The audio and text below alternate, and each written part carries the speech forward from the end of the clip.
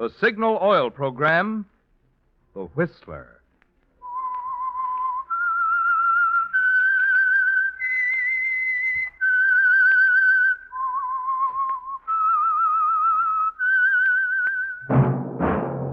That whistle is your signal for the Signal Oil Program, The Whistler.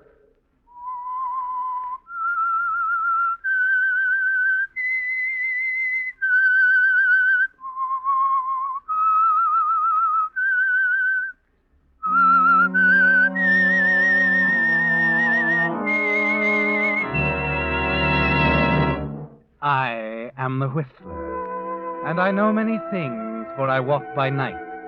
I know many strange tales hidden in the hearts of men and women who have stepped into the shadows. Yes, I know the nameless terrors of which they dare not speak. Yes, friends, it's time for the Signal Oil Program, The Whistler. Rated by independent research, the most popular West Coast program in radio history. And Signal gasoline is tops, too, tops in quality. It takes extra quality, you know, to give you extra mileage. And Signal is the famous Go Farther gasoline. So look for the Signal circle sign in yellow and black that identifies friendly dealer-owned Signal stations from Canada to Mexico. And now the Whistler's strange story.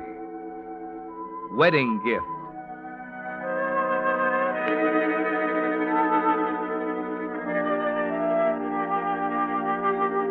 It wasn't according to the rule book, but somehow Chris didn't care. Here on the day before the wedding, the groom had dared to call on the bride at her apartment. And both of them, standing in the middle of the room in each other's arms, threw tradition and the latest edition of the Book of Etiquette out the window and were happy. John, darling. Happy, Chris? Oh, I'm in heaven. Oh. I'm not supposed to see you today, dear. Will you make it right with Mrs. Post? She'll understand. While you're at it, you might as well fix up the wedding dress with her. Well, what's wrong with that? I saw the dress in the store. I liked it. So you went ahead and picked it out for me. Oh, that reminds me, darling. You've got to go now. The dressmaker will be here any minute. Well, if you insist. By the way, I'm being married tomorrow. Church of the Pines. Do drop around. Love to have you. I'll see if I can fit it into my schedule.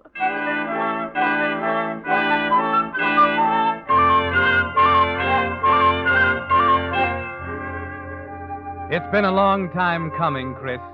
An uphill fight against poverty and squalor and the commonplace. A fight that turned a nobody into a somebody in a few short years. A battle that took you to the topmost rung of the ladder and made your name a synonym for career girl.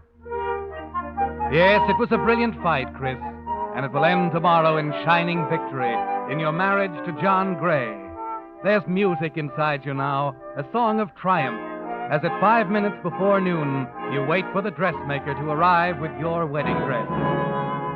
And just 5 minutes later, the song suddenly changes to an ominous one as you open the door for her. Marion. Hello, Chris. Why, Marion. Darling, it's been so long since I've seen you. I thought it was the dressmaker, that's why. It is. I'm the dressmaker, Chris. Marion, I didn't even know you were in town. I saw your order in the file. Made it a point to get the assignment. Well, good heavens, it's been years. Yes. Since you and Father... I'm trying to forget that now, Marion. I wish I could forget it.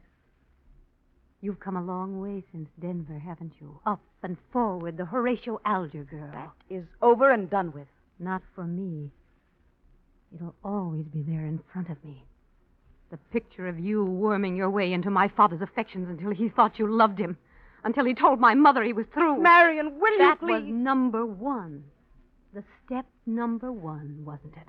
The girl secretary who wanted to go places and wouldn't let anything stand in her way. Your father was a very irrational man, Marion. I remember hearing you say that before. To the coroner. I had nothing to do with his killing himself. Of course you didn't. They called it suicide. And it was all a coincidence that Father had just signed over the controlling interest in his business to you the week before. Marion, I'm very sorry about all this. I've tried to be pleasant. Just won't work. Please take the dress and go. I'll make other arrangements. I don't think you will. Why not? The man you love has his heart set on this dress. He might wonder why you changed your mind. I'd be only too happy to tell him. Now, let's get on with the fitting. Get the dress out. All right.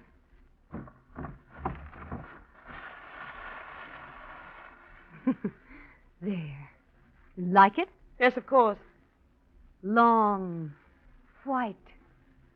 Reminds me of the one Nora was wearing. You'd get around to that sooner or later. I wonder where Nora is now, Chris. I wonder what she's doing. What she can do now that... Stop it! Stop it. All right, Chris. Why must you hate me? Why? Hate. It's a terrible, practical hate, Chris. What do you mean? I mean that standing here, right now, if someone put a gun in my hand, I'd kill you.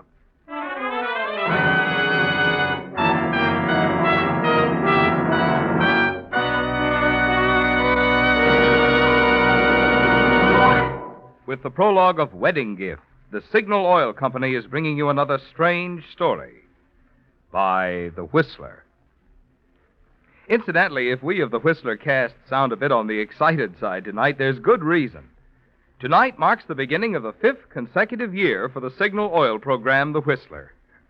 Even through the summers when so many programs go off the air, Signal Oil Company has continued The Whistler, and steadily its popularity has grown, so that for many months The Whistler has ranked tops in popularity among all Pacific Coast programs. Well, believe me, we of the cast are mighty grateful for your loyalty, which has made this record possible. In fact, there's only about one thing I can think of which could make us any happier.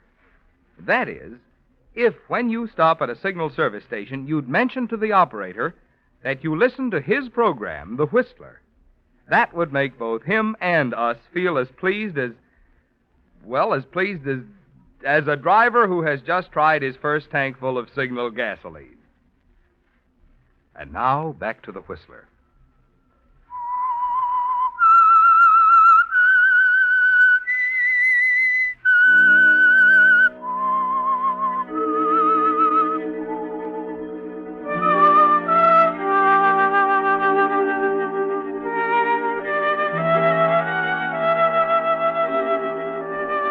Yes, Chris, you've come a long way since Denver and the years of struggle. Those other years, that other life you've conveniently locked up in a cabinet and filed away to be forgotten. And that's why it hit so hard, this coincidence that struck like a thunderbolt when Marion Lance walked out of the past. Now of all times, when your hopes, your dreams, everything is reaching fulfillment in your marriage to John Gray. Naturally, there's nothing else but the wedding on your mind during the ceremony. But after it's over, after the congratulations, the well-wishers, the champagne at the reception, after all that, there's still an intangible feeling of dread, even as you sit next to John driving off on your honeymoon. Well, Mrs. Gray, Yes, John? you're awfully quiet. Aren't you at all curious? About what? Where we're going? Well, on our honeymoon, I suppose. I like to be surprised. You will be. I'm taking you up to my sister's place in the mountains. Oh, I didn't know you had a sister. We didn't have much time to find out about each other, did we? After all, 3 months. We did rather rush it along. I might be perfectly horrible when you get to know me. I love you, John. That's all that matters. And you love me, don't you? I married you, didn't I? Uh-oh. Better pull into this restaurant. Oh, what's the matter? This car isn't acting right. You can run in and have a sandwich while I take it over to the garage, huh?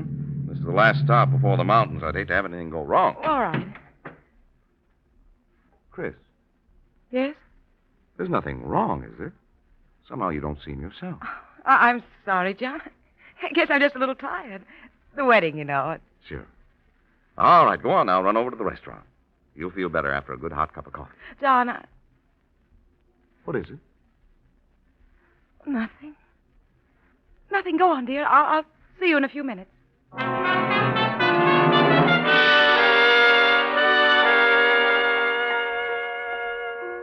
You're away from Marion now, Chris. She's somewhere behind you in the city, and yet you know it isn't over. But now it's catching up with you. Somehow you've got to prepare for it. Sooner or later, John is bound to find out. And you're wondering what to say to him as you slide into a booth in the roadside restaurant. Idly pick up a menu, unconscious of the man who walks quietly up to the table. You feel his presence there even before you look up at his face. Edgar. Hiya, Chris. Oh, you startled me for a moment. Sorry. You don't mind, of course, if I join you?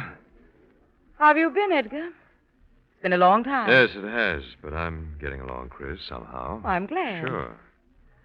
I heard you were getting married. The wedding was this morning. Yeah, I was just having a drink on it. Sorry I missed it. Edgar, what are you doing here? I plan to have dinner. Anything unusual about that? No, only I saw Marion Lance yesterday. She worked on my wedding dress. How nice of her. How is Marion? She came to the wedding, too. Or did you already know? Always sparring, aren't you, Chris? Wanting to be sure of your ground. Well, what's so odd about seeing two old friends? You've certainly got plenty of them around. Then you didn't know about Marion. The two of you. What is it, Chris? You worried about your husband? Think he'd object to us? Certainly not. My husband loves me very much, Edgar. He'd probably object to Nora, too, don't you think? Well, what about Nora, Chris? Ever see her anymore? Not for some time.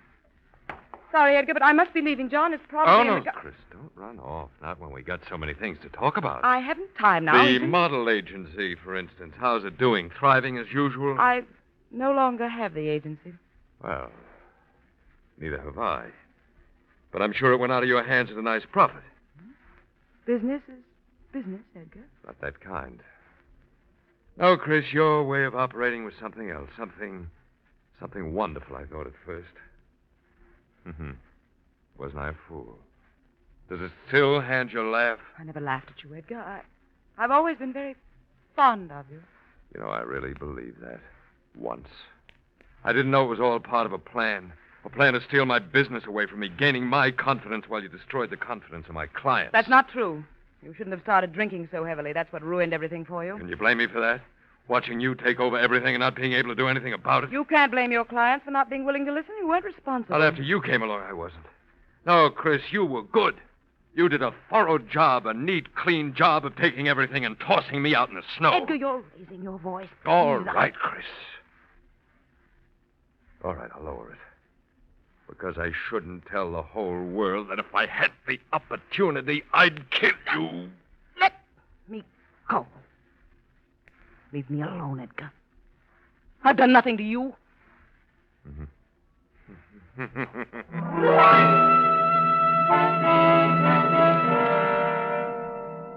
His laughter follows you across the room, doesn't it, Chris? But as you reach the door and glance back, you see that he hasn't moved. That for some reason he remains at the table looking after you as you rush outside. Chris, you didn't have to come after me. I was John, I'm really not hungry. I don't want to stop for dinner. Can't we go on? Well, I'm not too happy about the car. Well, but... it'll be all right. I've been getting a headache, John. You know, all the excitement. I'd feel much better riding along. Well, it'll make you feel any better. Oh, it will, John. I know it will.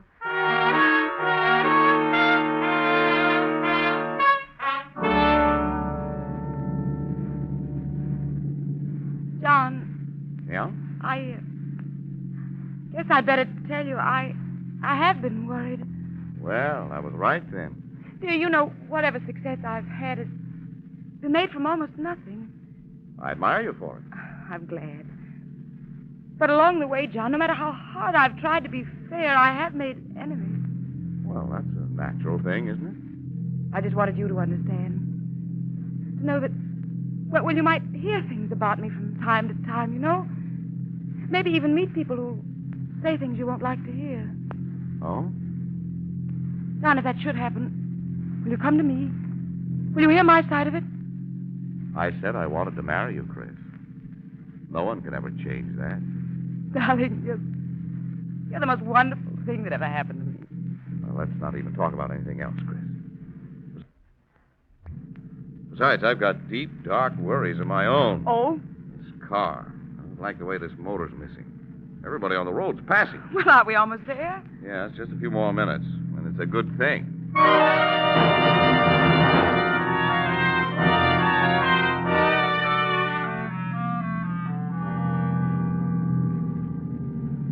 Well, here we are, Chris.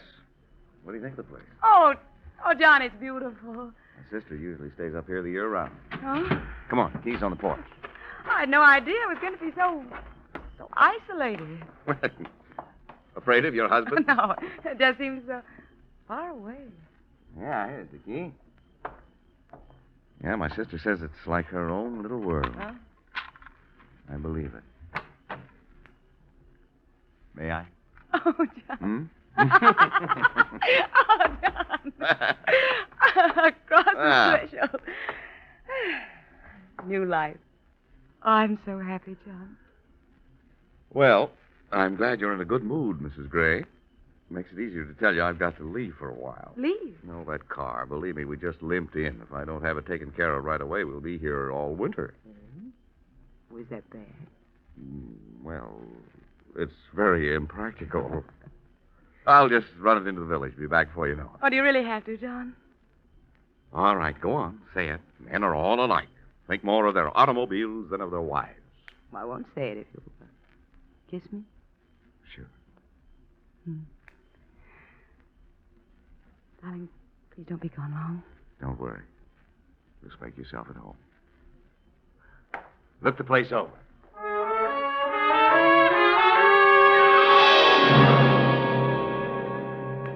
He waves as he drives away, Chris, and you stand looking after him for a moment.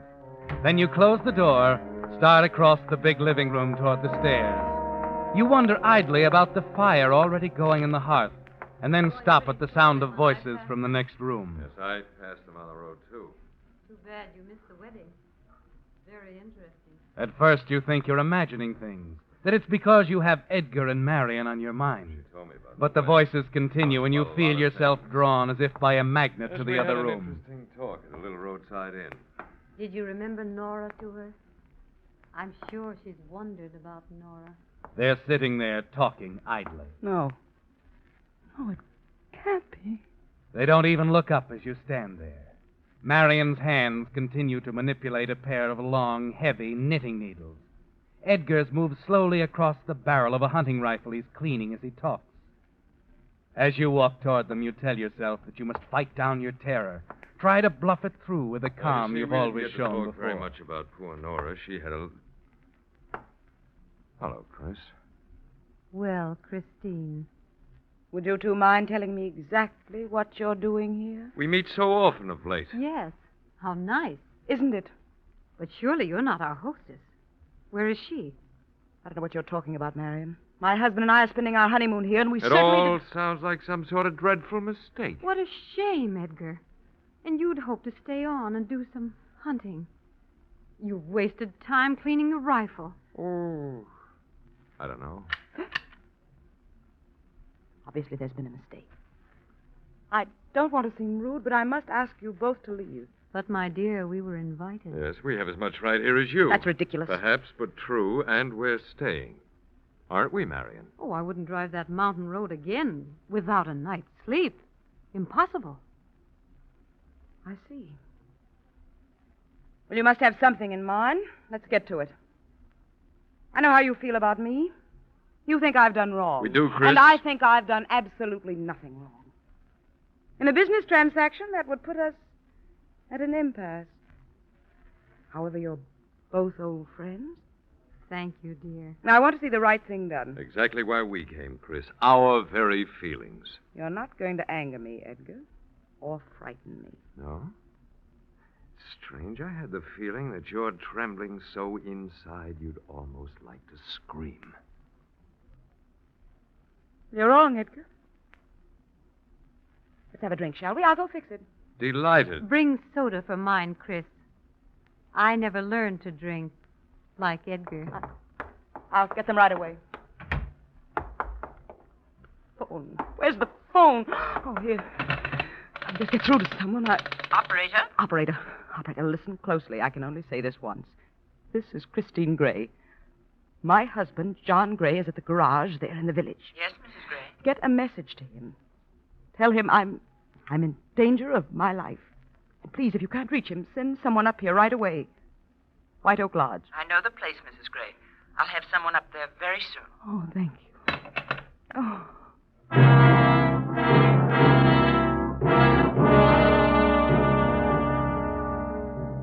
You've never been so thankful to anyone as to that operator, have you, Chris? Because Edgar is right. You're trembling so inside that you could scream.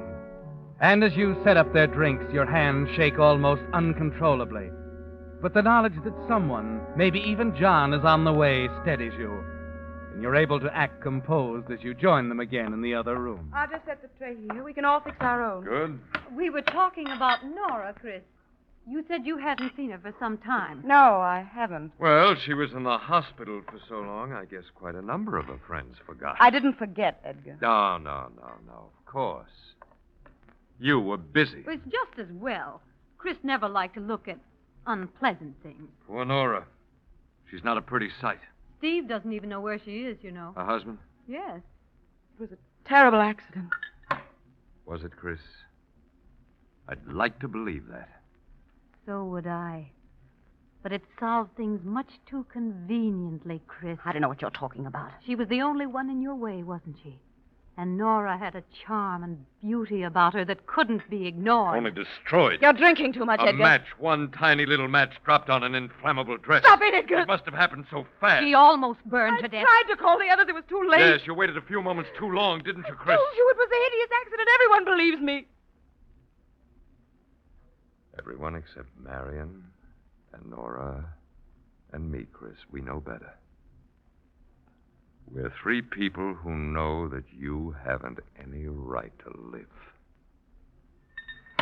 Well, now, if you'll excuse me. Where are you going? My drink's a little warm. I believe the ice is in the kitchen. What is all this, Marion? What are you going to do? I thought I made that clear yesterday when I brought your dress. Can't mean. That's exactly what I do mean. At the moment, I don't know which of us it will be. But for what you've done to us, one of us is going to kill you. Tonight. You've no right to condemn me this way. No matter what I've done, you're not justified in killing me. Perhaps not, Chris. But sometimes hatred goes beyond the bounds of reason. Oh, of course, my husband will be back any minute. I'm sure that doesn't worry me, Chris. Certainly it doesn't bother Edgar. And least of all, Nora. If she were here, you... Well, you are jumpy, aren't you, Chris? I wasn't sure it was possible. I'm not staying in this house. I'm going outside, you understand? And you're not stopping me, neither of you. You're not going anywhere, Chris. Let go, you can't. Get back in that chair. That won't do any good. No one can hear you this time, Chris. There's no one to lie to this time. Wait. He's back. You're wrong, Marion. You're wrong. There is someone. It's my husband. Did you hear? He's back. I got a message through to him. I fooled you, Edgar, again. I fooled you. Chris. Darling, you came back. You're just in time, John. You're just in time.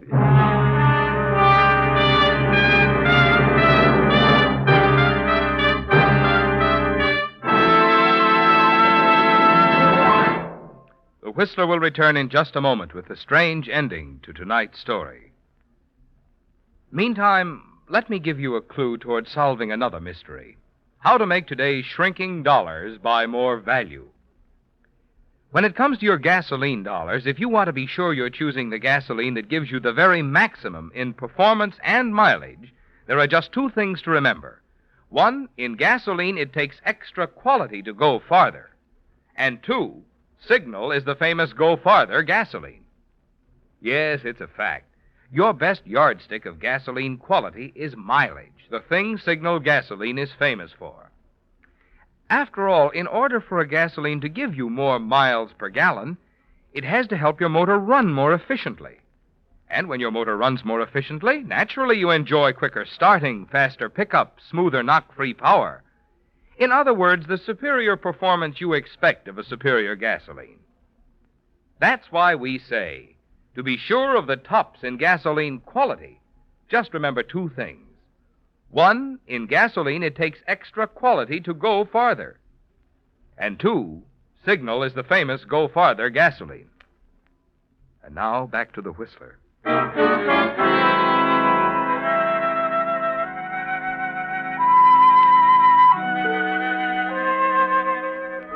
It seems far away now, doesn't it, Chris? The danger, the terror there by the flickering fire as Marion and Edgar calmly announced they were going to kill you. And you're safe in John's protective arms, sobbing like a frightened child. Somehow he'll understand, Chris. Somehow you can explain away those two vicious people standing quietly at the other side of the room. Oh, it was awful, John. They were going to kill me. Christine. They're hateful, jealous people, John. They resent my success. Chris. What? Chris, I want you to meet my sister. I picked her up tonight at the telephone office. She's the operator you talked to a few minutes ago. On the telephone. Nora. Hello, Chris. John. Nora? You knew her as Nora Lancaster. Her maiden name was Gray. Nora. Nora, your sister. The operator. Yes, Chris. You didn't destroy my voice. That's about all you left me. John. John, what is it? What are you doing? I'm going now, Chris. If my car will get me down there, I'm going down to the village to notify the police. You can stay here with your friend. It'll be too late. John, you love me. You said you loved me. I never said I loved you. I said I wanted to marry you. You know what you're doing, John. Yes, you do know. You're part of it, too. We were helpless, all of us, until you made one mistake, Chris. You fell in love with me. John, that's why. That's why I married you, yes. John, listen to me. I didn't mean it, John. I didn't think what I was doing. I was poor. I couldn't stand being poor, John. I couldn't stand not having a family I could be proud of. I worked and I slaved, John. I never wasted a cent. I never wasted a moment. John, I never let anything stand in my way. John! Your husband is gone, Chris. And this is his wedding gift to you. This house and the three of us.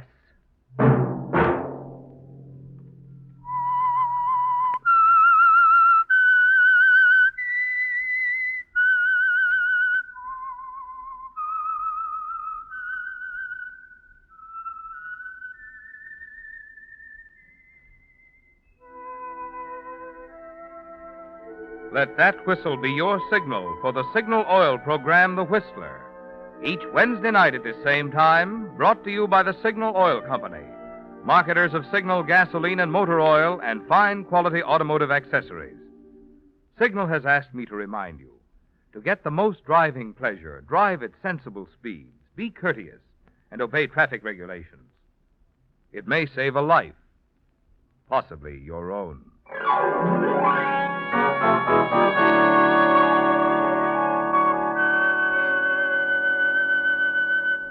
Featured in tonight's story were Betty Lou Gerson, Jeanette Nolan, John McIntyre, and Arnold Moss.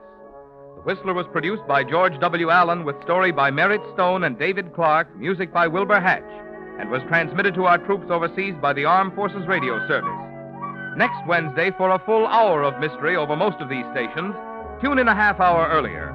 Enjoy The Saint, as well as The Whistler. This is Marvin Miller speaking. This is CBS, the Columbia Broadcasting System.